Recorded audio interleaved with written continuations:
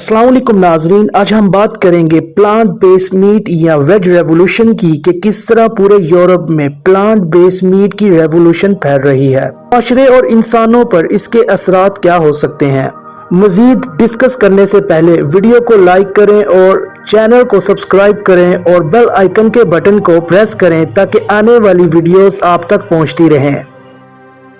8 मई 2019 को एक multi national branded company king burger ने ये ऐलान किया था कि वो प्लांट बेस्ड मीट को लॉन्च करने जा रही है, जो कि जीएमओ लैब ग्रोन मीट और FDA यानी फूड एंड ड्रग्स एडमिनिस्ट्रेशन से अप्रूव्ड है।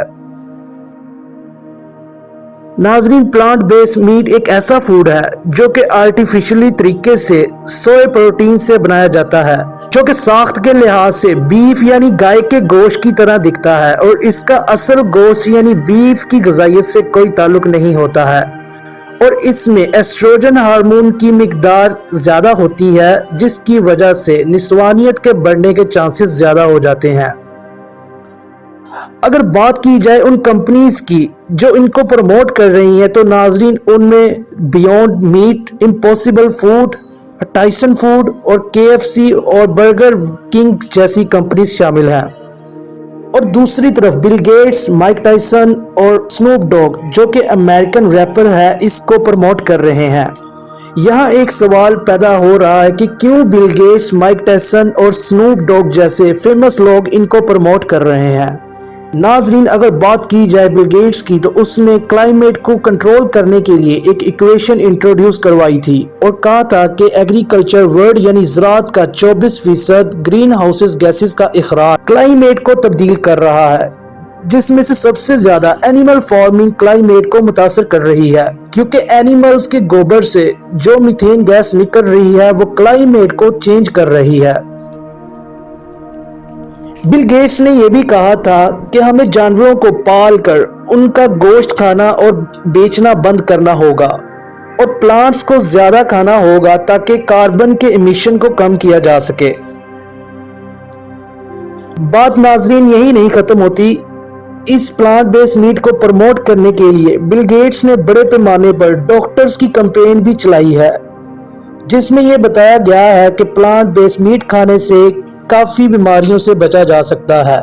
और इसके साथ साथ क्लाइमेट भी इससे साफ रह सकती है। मगर नाज़रीन, ये सब सिर्फ प्लांट बेस्ड मीट को प्रमोट करने के लिए किया जा रहा है, क्योंकि बिल गेट्स के बियॉन्ड मीट और उन जैसी कंपनीज के पीछे इन्वेस्टमेंट है। अगर हम माजी में देखें तो नाजरीन हमें पता चलेगा कि 10 अप्रैल 2020 को बिल गेट्स पर इंसानों के ऊपर वैक्सीन के एक्सपेरिमेंट करने और डीपॉपुलाइजेशन करने के हवाले से एक पिटीशन यानी दरख्वास्त भी दी गई थी, जिस पर 3 से 2 लाख लोगों ने अपने साइन भी किए थे, मगर इसका टारगेट 1 लाख था। मगर नाजरीन इस दरख्वास्त का कुछ ना बन सका, क्योंकि नाजरीन कहा जाता है कि बिल गेट्स उन खुफिया तंजीमों का मेंबर है जो कि वर्ल्ड को कंट्रोल करती हैं और इसके बाप यानी विलियम हेनरी गेट्स के ताल्लुकात भी रॉकफेलर फैमिलीज के साथ थे, जो कि इल्यूमिनाटी ब्लड लाइन्स में आती हैं।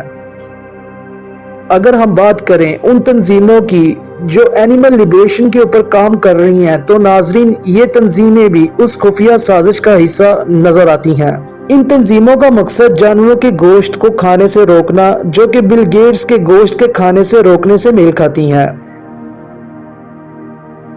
आखिर पर ये नाजरीन ये बातें कितनी सच्ची और झूठी हैं, इसका फैसला आने वाला वक्त करेगा। और नाजरीन आने वाला वक्त ये डिसाइड का प्लांट बेस्ड मीट इंट्रोड्यूस करवाने का मकसद इंसानियत की खिदमत करना था या इंसानियत के खिलाफ था।